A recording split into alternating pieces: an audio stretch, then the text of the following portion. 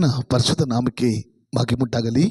ಪ್ರೀತಿಯ ದೇವರ ಮಕ್ಕಳೇ, ಮತ್ತೆ ಈ ಡೈಲಿ ಸೇವೆ ಮೂಲಕ ನಿಮ್ಮನ್ನು ಸಂಧಿಸುವಂತೆ ಯೇಸು ಸ್ವಾಮಿ ಕೊಟ್ಟಂತ ಈ ಮಹಾಕೃಪೆಗಾಗಿ ನಾನು ಕರ್ತನಿಗೆ ಸ್ತೋತ್ರ ಸಲ್ಲಿಸ್ತೇನೆ.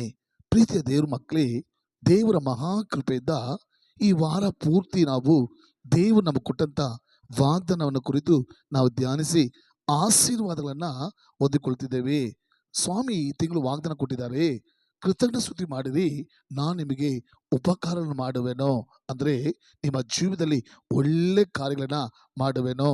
ಆಮೇಲೆ ಒಂದು ವೇಳೆ ನೀವು ಪ್ರಶ್ನೆ ಕೇಳಬಹುದು, ಬ್ರದರ್, ನಾವು ಯಾತಕ್ಕಾಗಿ ದೇವರಿಗೆ ಸ್ತೋತ್ರ ಸಲ್ಲಿಸಬೇಕು ಅಥವಾ ಕೃತಜ್ಞ ಸ್ತುತಿ ಸಲ್ಲಿಸಬೇಕು, ದೇವರಿಗೆ ನಾವು ಥ್ಯಾಂಕ್ಸ್ ಅನ್ನ ಸಲ್ಲಿಸಬೇಕೆಂಬುದಾಗಿ ಅಲ್ಲಿ ಸತ್ಯದಲ್ಲಿ ಓದಿ ನೋಡುವಾಗ ಕೀರ್ತನೆ 103ನೇ ಅಧ್ಯಾಯ 3ನೇ ವಾಕ್ಯದಲ್ಲಿ ಓದುವಾಗ ನಿನ್ನೆ ನಾವು ನೋಡಿದ್ದೀವಲ್ಲ ಪ್ರತಿ ಮಕ್ಕಳೇ, ಆತನು ನಮ್ಮ ಪಾಪಗಳನ್ನೆಲ್ಲ ನಮ್ಮ ಅಪರಾಧಗಳನ್ನೆಲ್ಲ ಕ್ಷಮಿಸಿದು ಮಾತ್ರ ಅಲ್ಲ, ಸಮಸ್ತ ರೋಗಗಳನ್ನು ವಾಸಿ ಮಾಡಿದನು.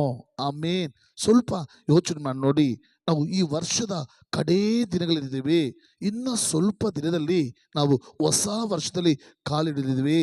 ಆದರೆ ಇಲ್ಲಿ ವಾಕ್ಯ ಪಡೆದೆ ಯೇಸು ಸ್ವಾಮಿ ನಮ್ಮ ಸಮಸ್ತ ರೋಗಗಳನ್ನ ವಾಸಿ ಮಾಡಿದನು. ಈ ವರ್ಷದಲ್ಲಿ ಪ್ರತಿ ಮಕ್ಕಳೇ, ಆರಂಭದಲ್ಲಿದ್ದಂಥ ಎಷ್ಟೋ ಜನರು ಈ ಡಿಸೆಂಬರ್ ತಿಂಗಳಲ್ಲಿ ಜೀವಂತವಾಗಿಲ್ಲ. ಅನೇಕರು ವ್ಯಾಧಿಯಿಂದ, ರೋಗಗಳಿಂದ, ಬಲವೀನಗಳಿಂದ, ಮರಣ ಕಾಯಿಲೆಗಳಿಂದ ಅನೇಕರು ಸತ್ತೋದ್ರು ಪ್ರತಿ ಮಕ್ಕಳೇ, ಮರಣವನ್ನು ಹೊಂದಿದ್ರು ಮಕ್ಕಳೇ. ಆದರೆ ಇವತ್ತು ನೀನು ನಾನು, ನಮ್ಮ ಕುಟುಂಬ, ನಿಮ್ಮ ಕುಟುಂಬ ಜೀವಂತವಾಗಿರೋದಕ್ಕೆ ಕಾರಣ ಆರೋಗ್ಯವಾಗಿ, ಕ್ಷೇಮವಾಗಿ, ಬಲವಾಗಿರುವುದಕ್ಕೆ, ಸುಖವಾಗಿರೋದಕ್ಕೆ ಕಾರಣ ಪ್ರತಿ ಮಕ್ಕಳೇ ಯೇಸು ಸ್ವಾಮಿ ಸಮಸ್ತ ರೋಗಗಳನ್ನ ನಮಗೆ ವಾಸಿ ಮಾಡಿದನು, ನಮ್ಮನ್ನ ಗುಣಪಡಿಸಿದನು. ಆಮೇನ್, ಹಲ್ಲೆಲೂಯಾ. ಯೇಸು ಸ್ವಾಮಿ ಮಾತ್ರ ಈ ವರ್ಷ ನಮಗೆ ಬಂದಂಥ ವ್ಯಾಧಿಯಲ್ಲಿ, ಬಲವೀನಗಳಲ್ಲಿ, ನೋವುಗಳಲ್ಲಿ, ಮರಣದ ರೋಗಗಳಲ್ಲಿ ಯೇಸು ಸ್ವಾಮಿ ಮಾತ್ರ ನಮಗೆ ಸುಖ ಕೊಟ್ಟಿಲ್ಲ ಅಂದರೆ, ಗುಣಪಡಿಸಿಲ್ಲ ಅಂದಿದ್ರೆ, ವಾಸಿ ಮಾಡಿಲ್ಲ ಅಂದಿದ್ರೆ, ಆ ವ್ಯಾಧಿಯಲ್ಲಿ ನಾವು ಎಲ್ಲರೂ ಯಾವತ್ತೂ ಸತ್ತು ಹೋಗ್ತಿದ್ದೀವಿ.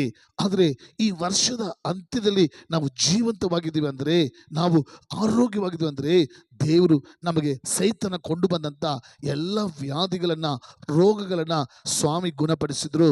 ಅದಕ್ಕಾಗಿ ನಾವು ಕುಟುಂಬವಾಗಿ ಈ ತಿಂಗಳು ಪೂರ್ತಿಯಾಗಿ ಎಸಪ್ಪ ನಮ್ಮ ಅಪರಾಧಗಳನ್ನು ಕ್ಷಮಿಸೋದು ಮಾತ್ರ ಅಲ್ಲ, ನಮ್ಮ ಅಕ್ರಮಗಳನ್ನು, ಪಾಪಗಳನ್ನ ಕ್ಷಮಿಸೋದು ಮಾತ್ರ ಅಲ್ಲ, ಸೈತನ ಕೊಂಡು ಬಂದಂಥ ನಮ್ಮ ಕುಟುಂಬದಲ್ಲಿ, ನಮ್ಮ ಶರೀರದಲ್ಲಿ ಸಮಸ್ತ ರೋಗಗಳನ್ನು ವಾಸಿ ಮಾಡಿದೆಯಲ್ಲಪ್ಪ, ಗುಣಪಡಿಸಿದೆಯಲ್ಲಪ್ಪ, ಸೌಖ್ಯ ಕೊಟ್ಟಲ್ಲಪ್ಪ, ನಿಮಗೆ ಸ್ತೋತ್ರ ಕರ್ತನೆ, ನಿಮಗೆ ಥ್ಯಾಂಕ್ಸ್ ಎಸಪ್ಪ ಅಂತ ಹೇಳುವಾಗ ದೇವರು ನಮ್ಮ ಜೀವನದಲ್ಲಿ ಪರಿಪೂರ್ಣ ಬಿಡುಗಡೆ ಕೊಟ್ಟು ಅನೇಕ ಉಪಕಾರಗಳು ಮಾಡಿ ನಿಮ್ಮನ್ನ ಸಾಕ್ಷಿಯಾಗಿಡ್ತಾರೆ.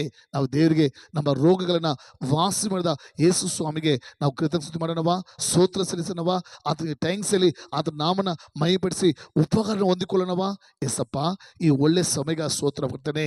ಇದು ಈ ಡೈಲಿ ಸೇವೆ ಮೂಲಕ ಅಪ್ಪ ನಿಮ್ಮ ವಾಕ್ಯವನ್ನು ಕೇಳಿ ಯಾರೆಲ್ಲ ನಿಮಗೆ ಕೃತಜ್ಞತೆ ಸಲ್ಲಿಸ್ತಿದ್ದಾರೋ, ಸ್ತೋತ್ರ ಮಾಡ್ತಿದ್ದಾರೋ, ಥ್ಯಾಂಕ್ಸ್ ಅನ್ನು ಸಲ್ಲಿಸ್ತಿದ್ದಾರೋ, ಹೌದು ಕರ್ತನೆ, ಈ ವರ್ಷ ಪೂರ್ತಿಯಾಗಿ ಸಪ್ಪ ನಮ್ಮ ಅಕ್ರಮಗಳನ್ನ, ಅಪರಾಧಗಳನ್ನ, ನಮ್ಮ ಪಾಪಗಳನ್ನ, ನಮ್ಮ ತಪ್ಪುಗಳನ್ನ ಶ್ರಮಿಸಿದಕ್ಕೆ ಸ್ತೋತ್ರಪ್ಪ. ಅದು ಮಾತ್ರ ಕರ್ತನೆ, ಸಹಿತ ನಮ್ಮ ಶರೀರದಲ್ಲಿ, ನಮ್ಮ ಕುಟುಂಬದಲ್ಲಿ ಕೊಂಡು ಬಂದಂಥ ಸಕಲ ವ್ಯಾಧಿಗಳನ್ನ, ಸಮಸ್ತ ರೋಗಗಳನ್ನ ಗುಣಪಡಿಸಿ ನಮಗೆ ಆರೋಗ್ಯ ಕೊಟ್ಟಲ್ಲಪ್ಪ, ನಮಗೆ ಕ್ಷೇಮವನ್ನು ಕೊಟ್ಟಲ್ಲಪ್ಪ, ನಮಗೆ ಬಲವನ್ನು ಕೊಟ್ಟಲ್ಲಪ್ಪ. ನಿಮಗೆ ಕೋಟಿ ಕೋಟಿ ಕೋಟಿ ಸ್ತೋತ್ರಪ್ಪ. ಇದೋ ಕರ್ತನೆ, ನಿಮ್ಮ ವಾಕ್ಯವನ್ನು ಕೇಳಿ ನಿಮ್ಮ ವಾಗ್ದಾನ ಪ್ರಕಾರ ಯಾರೆಲ್ಲ ನಿಮಗೆ ಕೃತಜ್ಞತೆ ಸ್ತೋತ್ರ ಮಾಡ್ತಿದ್ದಾರೋ, ಥ್ಯಾಂಕ್ಸ್ ಸಲ್ಲಿಸ್ತಾರೋ, ಅವ್ರ ಜೀವನದಲ್ಲಿ ಉಪಕಾರ ಮಾಡಪ್ಪ, ಒಳ್ಳೆ ಕಾರ್ಯ ಮಾಡಪ್ಪ, ಅದ್ಭುತಗಳು ಮಾಡಿ ಸ್ವಾಮಿ, ಅವರನ್ನ ಆಶೀರ್ವದಿಸು ನಮ್ಮ ಜೀವನ ತಂದೆಯೇ. ಆಮೇನ್. God bless you.